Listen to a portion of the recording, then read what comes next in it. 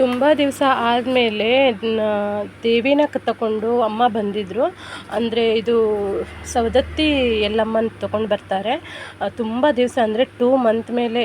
ನಾನು ಮೇದಲ್ಲಿ ಹೋಗಿರೋದು. ಆಮೇಲೆ ಮೇದಲ್ಲಿ ಊರಿಗೆ ಹೋಗಿದ್ದೆ.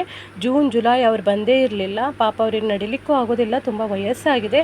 ಆದ್ರೂ ದೇವಿನ ತಗೊಂಡು ಅವರು ಬ್ಯಾಗ್ಗಳನ್ನು ಹಿಡ್ಕೊಂಡು ಬರ್ತಾರೆ. ಅದೊಂದು ತುಂಬ ಗ್ರೇಟು, ದೇವರ ಮಹಿಮೆ ಅಂತಲೇ ಹೇಳ್ಬೋದು. ನಾನು ಆ ಶಾಪಲ್ಲಿರುವಾಗಲೂ ಬರ್ತಿದ್ದರು. ಇವತ್ತು ಫ್ರೈಡೇ ಅಲ್ಲ, ತುಂಬ ಖುಷಿ ಆಯಿತು ನನಗೆ. ತುಂಬ ಒಂದು 15 ಮಿನಿಟ್ಸು, ಅರ್ಧ ಗಂಟೆನೇ ಮಾತಾಡಿದ್ವಿ 2 ಜನ ಸೇರಿ. ಆಮೇಲೆ ಅವ್ರು ನನ್ನ ಹತ್ರ ನಾನೊಂಥರ ಮಗಳ ಥರನೇ ಏನು ಬೇಕೋ ಅದು ಡೈರೆಕ್ಟ್ ಕೇಳ್ತಾರೆ. ಟೀ ಪೌಡ್ರು, ಹಾಲು, ಸಕ್ಕರೆ ಮತ್ತು ಅಗರಬತ್ತಿ, ದೇವರಿಗೆ ಹಚ್ಚಲಿಕ್ಕೆ ಇದು ಧೂಪ ಎಲ್ಲ ಕೇಳಿದರು. ಅದೆಲ್ಲ ಕೊಟ್ಟೆ, ಬ್ಯಾಗಲ್ಲಿ ಹಾಕ್ಕೊಂಡ್ರು. ಬಟ್ ಬ್ಯಾಗ್ ತೊಗೊಂಡು ಹೋಗ್ಲಿಕ್ಕೆ ಸಹಿತ ಆಗೋದಿಲ್ಲ ಪಾಪ ಅವರಿಗೆ.